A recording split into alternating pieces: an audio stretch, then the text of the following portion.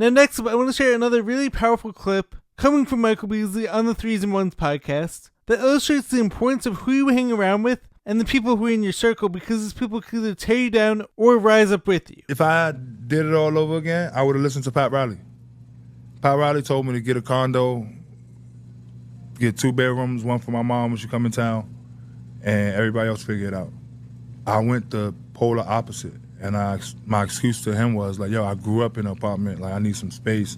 So I got a 6-bedroom house, got 3 dogs, had 3-4 of my niggas staying in, and then that's where all the problems came from. Like, and it made sense to me because it's like, these is real life problems. Like, I was bailing people out of jail. I was getting lawyers. Like, my uncle was fighting a RICO. My godfather was, they all got 9, 10 years, 30, you know what I'm saying? So to me, like, I was really like dealing with problems, but looking back on it, it's like, my daughter's 16 right now. She's gonna be a person that makes a lot of money in her life, her career. I will never look at her and say, you're 19, you need to take care of me or pay for my lawyer or anything like that. I just wish I had the confidence to tell everybody no.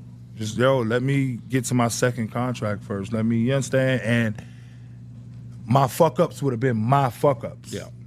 Most of the fuck-ups people know me for was me taking the rap for other people around me and me just being a famous person. You understand? I didn't realize when everybody would tell me that, yo, I'm just doing what they doing. Yeah, but we know who you are. So unfortunately, Bees had to learn this the hard way. If you hang around bad people, that energy will engulf you. It took away his focus, and he wasn't able to devote all his time onto the court and what he was doing there. And as he said, he was bailing people out of prison, and the people around him ended up being a huge distraction for him. And this guy is one of the best basketball players in the world still, I think, to this day in my opinion. And he's a huge reason why I love the Big Three. But his inner circle definitely played a role in why he had to leave the NBA. Now I'm super happy for him, that he got a second chance in the Big Three and that he's been maximizing it. But his inner circle was full of negative people who had a bad influence on him.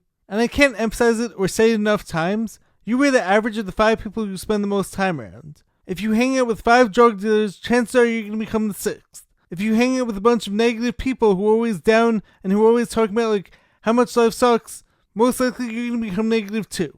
Sometimes in life, you're better off being that lone wolf when that's the best option. And just because you've known someone the longest, doesn't mean that you have to keep them around if they're no longer serving your best interests. Because even if you do manage to stay yourself and keep your own individuality, that stress of having those people around can definitely bring you down. So make sure to protect your energy and be aware of who's surrounding you at all times.